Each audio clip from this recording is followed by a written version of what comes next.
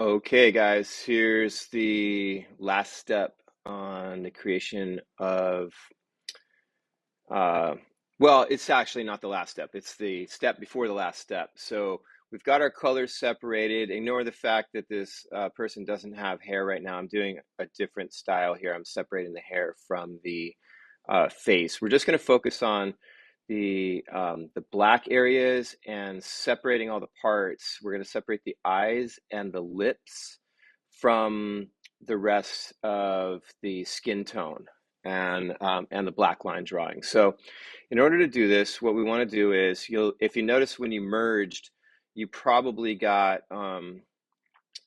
everything got put together into one layer. I'm going to go a little bit bigger on these layers here so you can see what they look like. Let's go like size 50. There we go. So you can kind of see it, right? So when I merged, everything got put together in this one layer. If you open the layer up, you see there's a group inside. And if we open that up as well, we're going to see all of these layers inside, and they're full of different little marks. So that's every little mark that I've made in here becomes its own layer, right? But what I want to do is I want to group all those things together because some of them are in between. You can see we've got the all the different parts here listed and different colors associated here. But what I want to do is select everything that is black and group it together, and then I'm going to put it on its own layer. Okay, and it's a really easy thing to do. You just want to make sure that first you go to the window menu and make sure you have the control button selected. And that's going to give you this up here at the top. You'll be able to see all this stuff up here at the top. Whatever tool you have selected, we see up here. So if I select one of these layers here, in this case, it's the eye, it's expanded.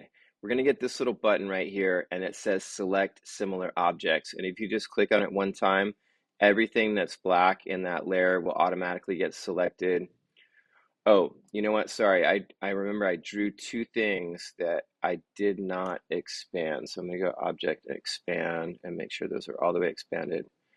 And then let's select Similar again. Are those different? Dun, dun, dun. Black. Yes. Okay, let's do it again. Select Similar. I'm going to hold the Command key and select these two things too. I'm not sure why those didn't go in there, but I want to make sure those are in there. I didn't merge them together with everything. I think that's why I drew them afterwards. So then once you have that together, you can either do it from here, hit the group button, or you can just press Command G and all that stuff will group together right there. So all those black lines, we can make a new layer. That's right down here at the bottom of the layers. This is create a new layer. Click that button. We'll take that group and put it in that new layer. Notice the color of the paths and points changed to match the color of the layer that it's in. So that's how you can tell which layer you're working with. But if I turn that off, I should see just the skin tone and the lips and the eyes there. So I'm going to turn it back on. I'm going to lock it. Then I'm going to come back in here. Let's name that black line. And then in the next one, I'm going to name this eyes and, whoops, let's go ahead and label this eyes and lips. And we want to separate those. So one thing I might do to do this is select the skin tone, repeat that process again. So I'm going to click select similar objects, and then let's group those together, Command G. And these are going to stay in here. And a real quick shortcut is you can click, let's see, what do I want to do? Let's select everything. We're going to target by clicking this button. We're going to select everything in that group, and then we're going to lock this one, which will leave everything else selected.